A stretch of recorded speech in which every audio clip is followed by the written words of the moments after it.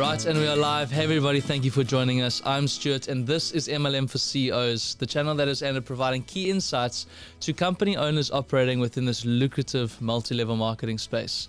I'd like to thank our sponsors NetReady for making this episode possible. In this episode, we're going to be discussing why MLM is such an attractive route to market for your business and your products. And here to help me unpack that information is a man with 35 years experience within this industry.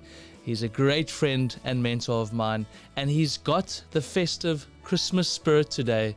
His name is Richard Sletcher in red. I've got my Christmas shirt on. There we go. It's festive season. Exactly. Love this time of year, Richard. So cool, eh? It's awesome. I think you should wear this for all the episodes that we do going forward throughout this period. Okay. Deal? Got it. Okay. Got it. Lovely stuff. Into the washing machine, wishy, back on, huh? Please. Yeah. We don't want the studio to... Yeah, exactly. We won't go there. 100%. I want to do two parts to this. Just Okay. because there are so many reasons why, and we've identified the top 10. Well, I've listed them here, and I want to talk through all of them. So I'll go through them as I did in previous episodes. But they are so important, and we want to unpack them a little bit more. So let's split this into two parts. Okay. And let's just go into part one. 100%. Okay, you happy for me to dive in? Go for it. Okay. Send it. So my first reason why a company would choose MLM as a route to market for their products is one, the rapid explosive growth that they can experience. Talk us through it. Okay, well, you've got the whole exponential component that MLM brings to the party. There is, if you go into retail, you can experience rapid and explosive growth. But the problem with retail is you have to have big capital. If you want to get the big growth, you have to do a big advertising campaign. You've got to do a massive push in stores. You've got to have a lot of stock on the stores because you've got to get it all in there. And you've got to take all of that capital out your pocket and put it into the stores without understanding or knowing whether the product is actually going to sell. Sure. The beauty with this is you can get that same explosive growth, but you can ramp it up. So you can have a small, like we did with Acorn Kids. We had a tiny little garage size of stock. And then as the business built, we just upped the stock levels. And so we could get that same massive explosive growth, but without having to put millions of dollars into stock and into retail, into advertising, into marketing and all of that kind of stuff. Sure. So that's the beauty of it, is you get that explosive growth, but without the risk that's attached to doing it through retail. Yeah, for your capital. Yeah. You know, the explosive growth comes from building this extensive network of people that are ultimately passionate about selling your product and generating an income. And I mean, you could do that. That could go across country. It could go into wider territories. You can expand this business so quickly, and that's when you start seeing this exponential growth. Well, just think about it. With Acorn Kids, okay, we started off month one. First month only had 2 people. They each did 1,000 rands worth of sales, only did 1,000 rands worth of sales. Can you imagine how emotional I was? In month 2, each of them brought in 2 people. Yeah. And so we now had 4 people. We did 4,000 rands worth of sales. But this went on because it goes 8, 16, 32, 64, 128. So now suddenly you're doing 128,000 rands of the sales. But from there, it doubles to 256, to 512, to 1.24 million. Sure. 1.024 million, sorry. So, and then from there, it's to 2 million, to 4 million, to 8 million. Yeah. So what happens is it starts slowly, but you get that exponential curve. And then I don't care what retail store you're in, you are never going to keep up. When that thing goes, when the business blushes and you hit that critical mass and the business goes vertical, there's no store on the planet that can keep up with you. So that exponential component, if you can see yourself through that initial slow period, because it takes time, and you hit that critical mass, you have that, I think it's about 2,000 active people, then the business goes, and then it's just like, it's like winning the lottery. You've never experienced anything like it. Sure. Yeah. What an epic benefit for managing and running your business in this industry. But you got to be prepared for it. Just sure. So, and I don't know if it's on your list, but the beauty is, and the reason why this is so low risk is because it's a cash upfront business. Sure. The money is in your bank before the product leaves your warehouse. You're not waiting 30, 60, 90 days for the retail store to pay you. You got the cash. Yeah.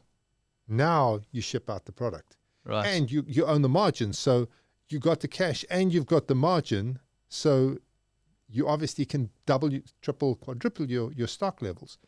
And also when you're starting out, everybody is at the lowest possible rank, so your breakage is huge. Yeah. So again, funding that growth comes out of the breakage and comes out of the cash that you're receiving up front. And all you need to do to make this thing really simple is to make sure you got good deals with your suppliers. So you're paying them on 30, 60, or 90 days, but you're getting your cash up front. Right. So it allows you to just grow your business, as I say, exponentially. That actually does take me into, and you've spoken about it a bit here, but bootstrapping the business, which is the second reason why you can get into MLM, is because you don't need that same capital outlay that you would in a retail space. One product can make 2, can make 4, can make 8, 16, 32, and so on. Yeah. So you can use the income, the margins, and the breakage to fund new manufacturing of those products. 100%. Yeah. And look, when we started Acorn Kids was exactly that, because we'd blown everything that I had on building the Net Ready system. So all of my money was gone. Yeah. And we were now hundreds of thousands of rands overdrawn.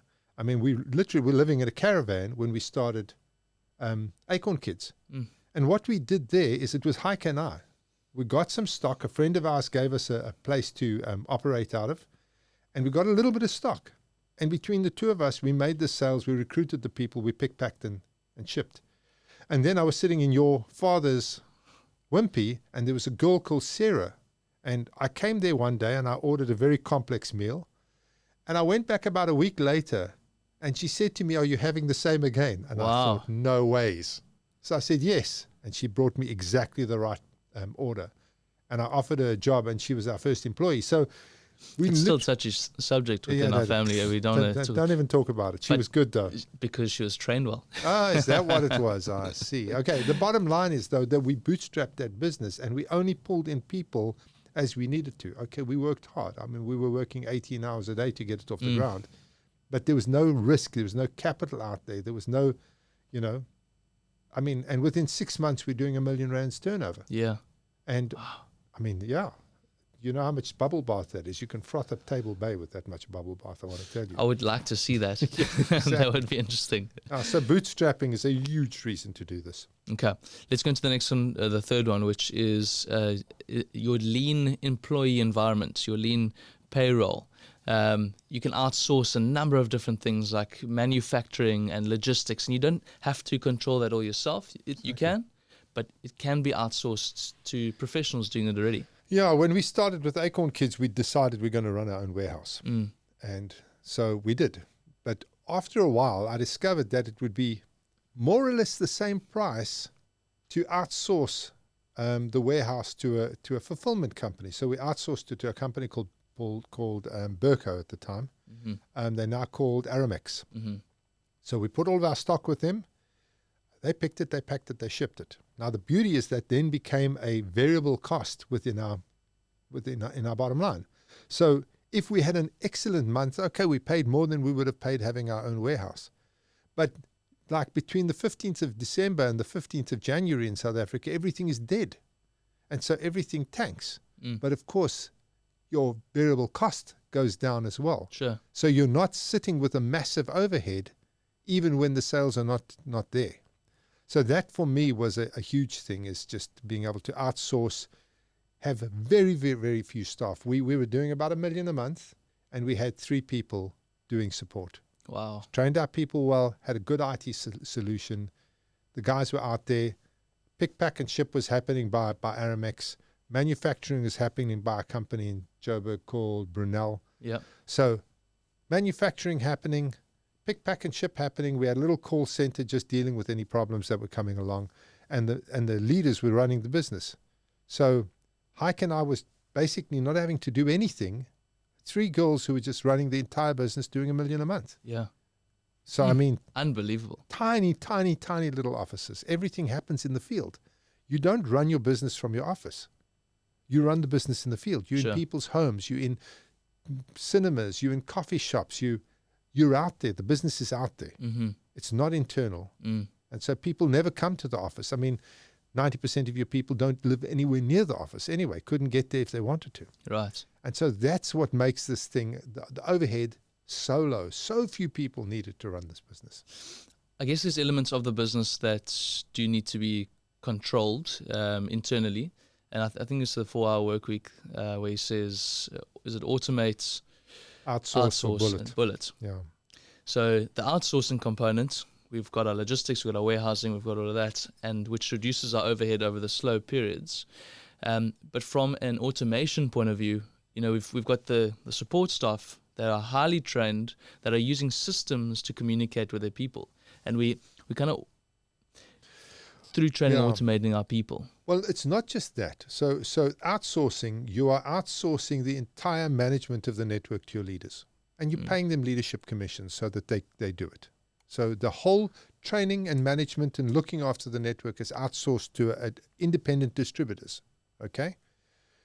Your automation, what we did is the systems would automate the process. So what would happen is the field would place an order on the system. The system would form Aramex. Aramex would pick it, pack it, and ship it. Mm-hmm. When the product's levels got low, the system would order from Brunel and say, we need 5,000 of this. We'd have minimum order quantity, which were automatically generated to Brunel. They would manufacture on that order. That would then be shipped to Aramex for pick, pack, and ship. Yeah. They would generate us an invoice. Okay. We had to outsource that. So our accountant would actually go through that, check what needed to be paid. The money would be paid. And the only sort of team that we had to manage in our space was our call center. Right. And I consider that it's a form of automation or outsourcing, whichever you want to call. But it kept us with a very tight team. So we had outsourced absolutely everything. And it was after reading that book, by the way, that we did this. Wow. Because I looked at the business and said, okay, how do we implement this? Because I don't like working. And that was exactly how we did it. So everything was automated, everything was outsourced, and we had a little bit of work that we had to do in the office, which we had good people doing. And Henriette, Suzanne, and Sarah was still with us at that time, and they handled that for us. And because the field was so well trained, because we were outsourcing support to them, because they were so well trained, we could run the whole business on 3 people. That's amazing. Yeah. Worked like a bomb. And that comes back to that comment of why to get into this industry, because you have a lean staff. Yeah. You had those 3 people. No overhead. Yeah. My question was, what did you bullet? I'm sure many things. Well, we bulleted our own warehouse. Yeah. that was gone. And we also cut down what we found that is, when we looked at our product range at the time, we found that 20% of our products were generating 80 to 90% of our revenue. Right. And so we just literally, we ditched about 80% to 85% of our product range. Yeah, 100 or so products, didn't you? Yeah, and we just went down to 4 or 5 key products, which were selling really well. Yeah. And so that cut our cost down with the warehouse, because we didn't have to have that many bins, cut our manufacturing costs. The stock holding cost was down. So a lot of benefits, that was the bulleting side of it. Sure.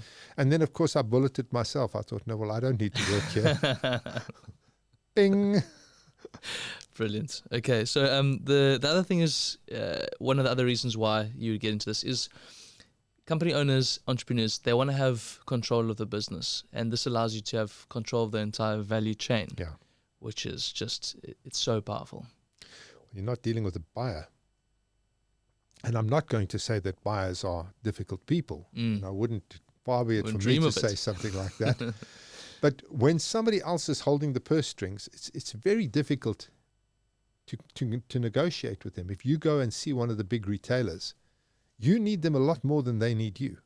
And that makes it extremely difficult to negotiate. But when you are cradle to grave, running that entire value chain, and you decide how much commissions you're paying, what is your markups, how much profit you want to make, you are negotiating buying prices from your suppliers, and you can apply those same pressures to them, because again, they need you more than you need them. Right. And so that provides you with a tremendous amount of let's say, leverage, and therefore profitability. Nobody's telling you have to run a discount. Nobody's telling you have to advertise and market. Nobody's saying to you, we're going to take 4% if we pay you on time. Right. Nobody's telling you we can't sell it at that price. We have to sell it at that price. If your field tells you that, then you go and tell them to go and join some other company. You control it. It's completely in your power. Love it. In terms of risk, controlling the whole value chain is is a risk-averse way of approaching this business. Of course. There isn't the buyer. There isn't anyone dictating any of the prices and everything you mentioned now. Yeah. You can dictate how this business is supposed to be run based on the risk that you want to take on. Exactly. And we've talked about our friend who lost his shirt, going through the retailers. I mean, we won't go into that again, but it's very risky to go through the retailers because you are not selling to them. You are selling through them. Sure. But you're selling through them on their terms. Yeah. So you put all your stock onto their shelves. If it doesn't sell, you uplift your stock and you sit with it. Yeah. What do you do with it? So it is very, very risky going through the retails. If you're big and you've got deep pockets and long arms, fine. If you're a small operator, geez, MLM is the way to go. Sure. No question. Yeah. And we're not here to bash retail because there's definitely a product and Far be it company. for us to do that. Right, exactly. But what we're trying to educate people on is how exceptional network marketing can be. This is the ultimate route to markets. We are advocates for this industry, clearly. And we sit here every week and twice a week and we podcast on it. I love this industry. I love how powerful it is. And that brings us to the end of those 5 points of our top 10 reasons why you should adopt MLM as a route to market. Is that part one done? That's part one. Phew, that was quick. How quick is that? Awesome. But again, Richard, just recapping on how powerful this is. And those are just the 5 reasons. We could think of 500 reasons why. Well, I'm busy writing a book at the moment. And I've just finished the I thought I'd finished it. I have to start again. I've written 7,500 words on why you should choose MLM as a route to market. And when you sat down and went through this list with me, I said to you, send me the list because like out of the 10, I haven't got 5 into my book. Sure. There's 5 I didn't even think about. Yeah. So, as I say, I've got 7,500 words just on why MLM is the choice. Yeah. And the more I write it, the more kind of amazed I am that not everybody's doing this. Yeah. Blows my mind. Yeah. Anyway. Yeah.